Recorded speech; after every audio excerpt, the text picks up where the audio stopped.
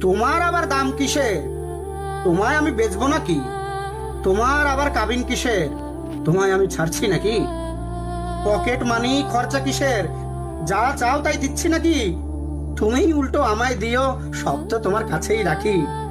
রূপের এত চর্চা কিসের? আমি ছাড়া দেখছেটাকে? বয়স বাড়বে, রূপ কমবে, এ সত্যটা মানছে নাকি?